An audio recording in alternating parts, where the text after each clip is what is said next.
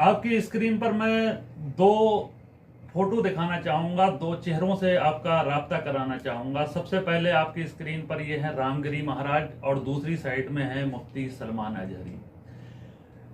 रामगिरी, सबसे पहले मैं बात करूंगा रामगिरी महाराज की।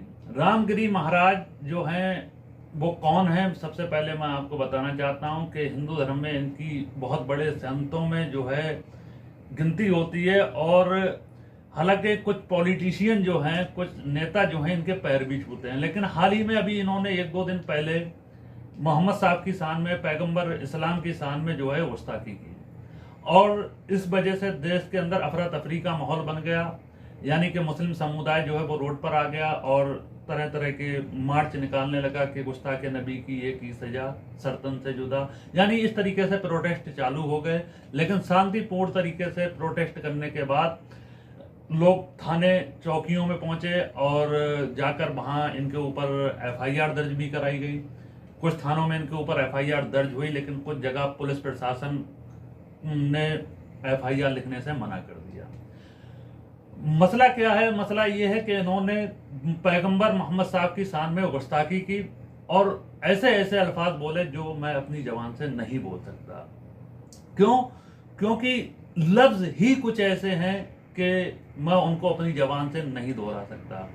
लेकिन मैंने आपकी स्क्रीन पर दो फोटो दिखाए, एक रामगिरी महाराज का और दूसरी तरफ मुफ्ती सलमान अजहरी का।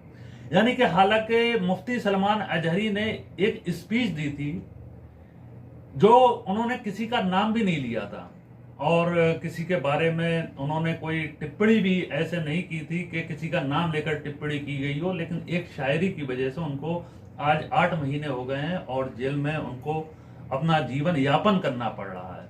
लेकिन दूसरी तरफ यही है रामगिरी महाराज, जो सरेआम जहर उगलते हैं और बोलते हैं कि पैगंबर इस्लाम के बारे में अनाप शनाप बोलते हैं, गुस्ताखी करते हैं। लेकिन इनके ऊपर अगर एफआईआर लिखाने के लिए लोग जाते हैं तो पुलिस प्रशासन इनके ऊपर एफआईआर दर्ज नहीं कर सकता। ऐसा क्यों है, मैं आपको बताना चाहूंगा। क्योंकि रामगिरी महाराज जो हैं उनको एक पॉलिटिशियन का जो है वो साथ मिल रहा है।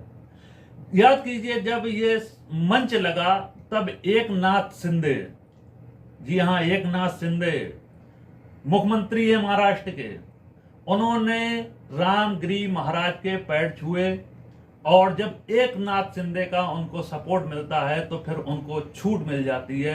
वो चाहे अपनी जबान से किसी भी धर्म के बारे में, अपना धर्म छोड़कर किसी भी धर्म के बारे में अनाप शनाप बोल सकते हैं, उनको कुछ नहीं होने वाला।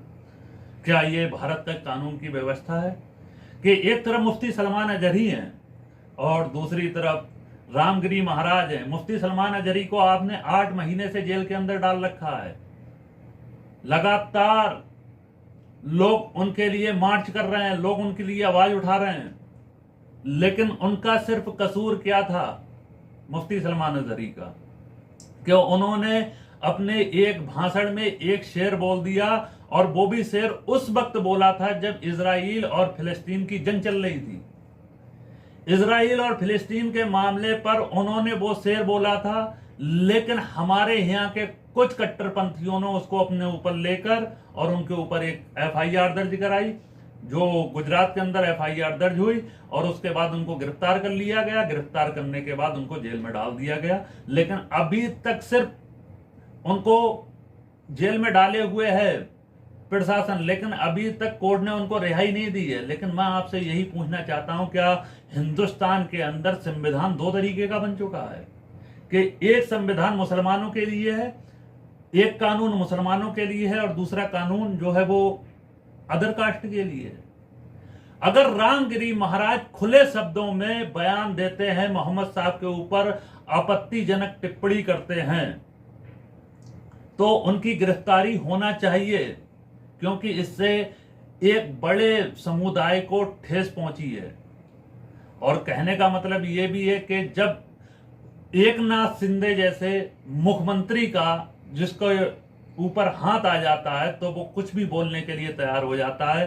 अपनी एक पॉलिटिकल पार्टी का प्रचार करने के लिए आप कुछ भी बोल सकते हैं, और आप वायरल होने के लिए, टीआरपी हासिल करने के लिए सबसे अच्छा तरीका आपके पास है मुसलमान।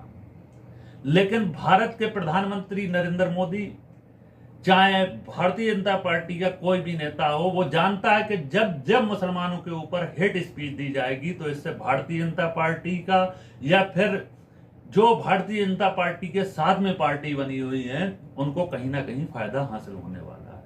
लेकिन मुफ्ती सलमान अजहरी का कसूर क्या था कि मुफ्ती सलमान अजहरी ने सिर्फ एक शेर बोला था जो फिलिस्तीन और इजराइलियों के लिए था। आपने उनको अभी तक जेल के अंदर बंद कर रखा है। लेकिन रामगिरी महाराज के ऊपर आप लोग एफआईआर दर्ज करने के लिए राजी नहीं है। कुछ जगह एफआईआर दर्ज हुई, लेकिन कुछ जगह जो है वो एफआईआर दर्ज करने से उनको मना कर दिया गया। लोगों को मना कर दिया गया कि एफआईआर दर्ज नहीं हो सकती। क्यों? क्योंकि एकनाथ शिंदे जी का हाथ है उनके ऊपर, जो प्रधानमंत्री नरेंद्र मोदी के बहुत करीबी हैं।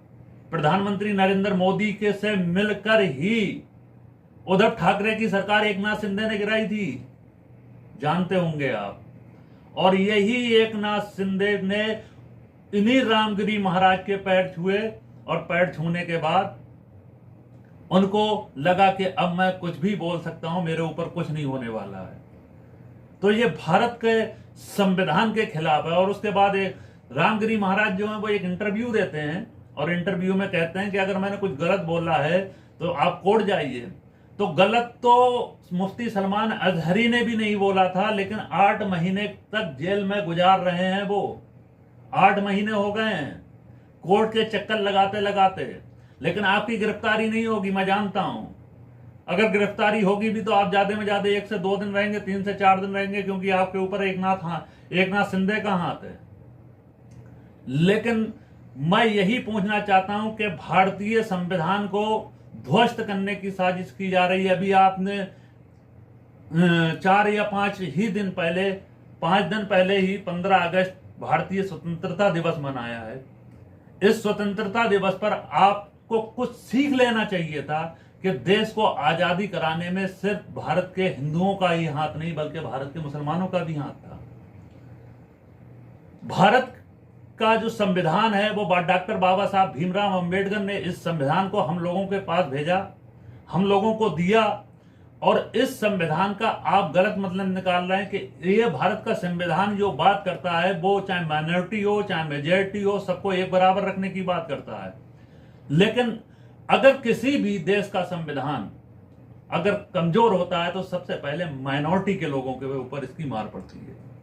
और वही हो रहा है, क्योंकि आज भारत का संविधान जो है वो खत्म करने की साजिश की जा रही है।